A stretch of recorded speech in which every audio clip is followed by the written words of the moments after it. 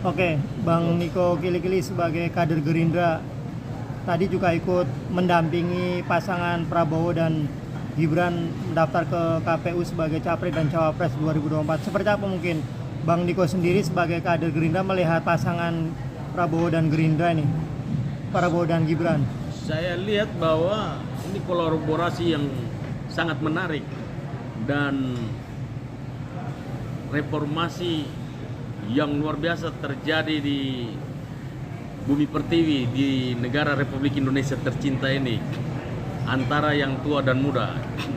Jadi ini balance sebetulnya, dan saya kira ini pasangan yang sangat serasi sekali karena dari kalangan orang tua, kalangan milenial juga. Nah, saya kira ini sangat baik sekali untuk kedepannya. Kenapa Bang? Mereka terkesan lebih telat ya daripada dua calon lain gitu dalam menentukan siapa calon pendamping Prabowo Bang? Nah itu, ini sangat menarik sekali. Kenapa? Karena memang jangan terburu-buru mengambil suatu keputusan. Dan ketika salah mengambil keputusan ini berakibat fatal. Ini soalnya kita mau memilih pemimpin 5 tahun ke depan. Jadi harus sangat berhati-hati. Nah, makanya saya kutip bahasanya Pak Presiden kita, ojo ke susu ya. Jangan buru-buru ya. Makanya harus berhati-hati. Dan saya lihat bahwa bagaimana tadi ketika mendampingi Pak Prabowo dan Mas Gibran di KPU, antusiasme masyarakat itu sangat luar biasa sekali. Oke, Abang secara pribadi mengenal sosok Gibran sendiri seperti apa mungkin Bang?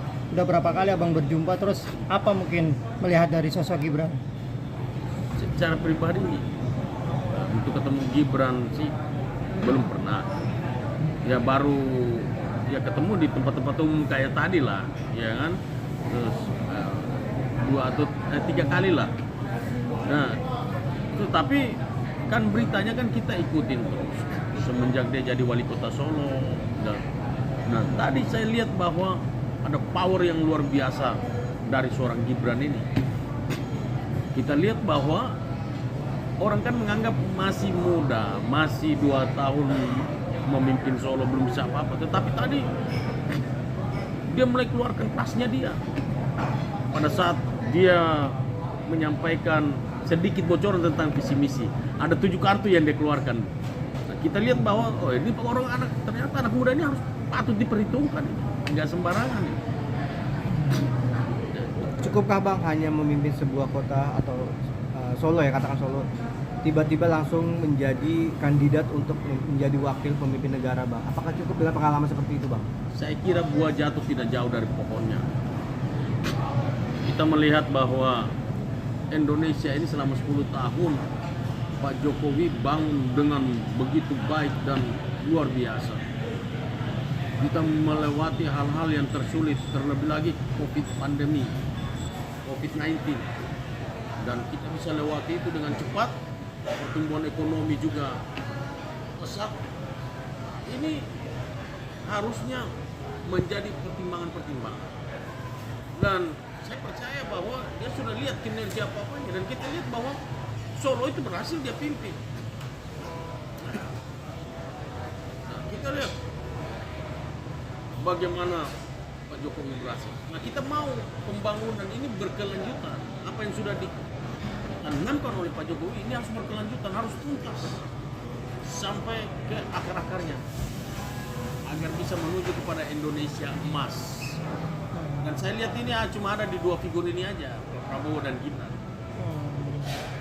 Artinya walaupun usia muda dan artinya kepemimpinan masih diragukan, Abang nggak melihat itu. Artinya justru ada potensi yang ada di Gibran sendiri di usia yang Betul muda. sekali.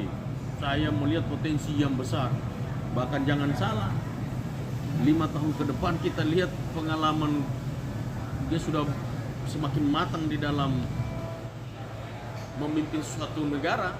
Wah, ini bisa lebih hebat dari bapaknya.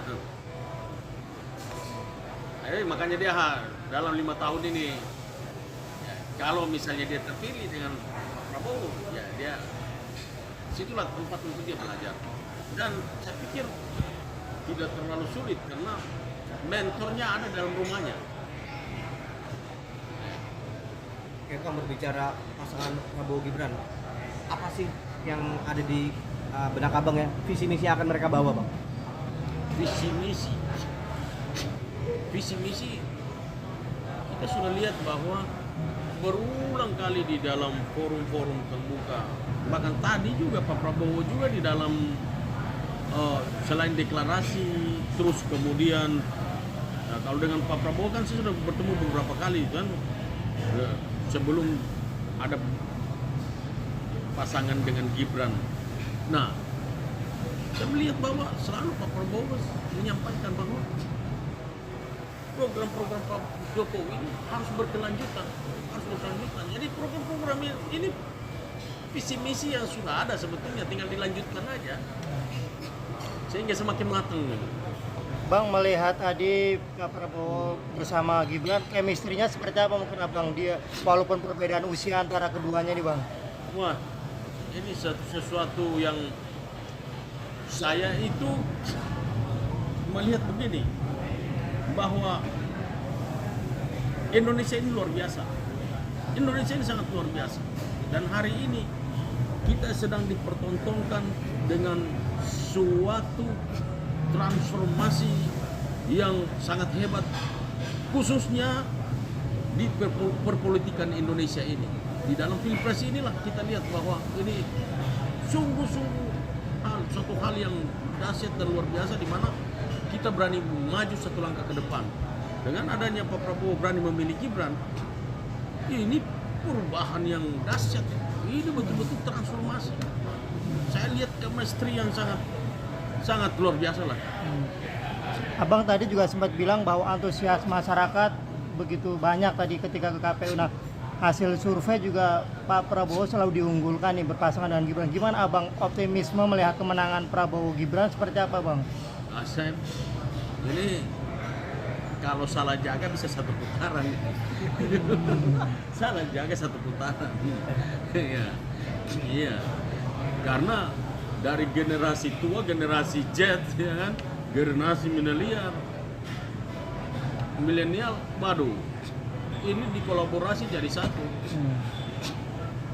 Salah jaga bisa satu putaran. Artinya optimis bang ya, bakal menang nih satu putaran bahkan. Sangat satu putaran. Saya optimis menang, tapi untuk satu putaran saya bilang kalau salah jaga ini bisa satu putaran. Bang, kalau yang abang lihat mungkin dari mereka apa sih yang membuat mereka saling melengkapi? Mungkin yang nggak ada di Gibran, ada di Prabowo, nggak ada di Prabowo, ada di Gibran. Pertama, Pak Prabowo adalah orang yang berpengalaman. Terus beliau juga sudah 2 kali maju sebagai calon presiden. Nah, Gibran dengan pengalaman di Kota Solo, mungkin dari sisi lain orang kurang memperhitungkan Gibran dalam hal ini, tetapi Pak Prabowo akan melengkapi ini. Dan saya sangat tertarik, kenapa? Karena ada kesempatan buat anak-anak muda. Anak muda dikasih kesempatan untuk berkarya. Dia tidak hanya sebagai objek saja. Selama ini kan anak muda cuma sebatas objek. Tapi sekarang ini dia dikasih kesempatan untuk semakin bisa menunjukkan kapasitas dia, karya-karya dia. Dia bisa kasih kesempatan untuk berkarya di negara Republik Indonesia ini. Jadi saya sangat optimis. Dan mungkin Pak Prabowo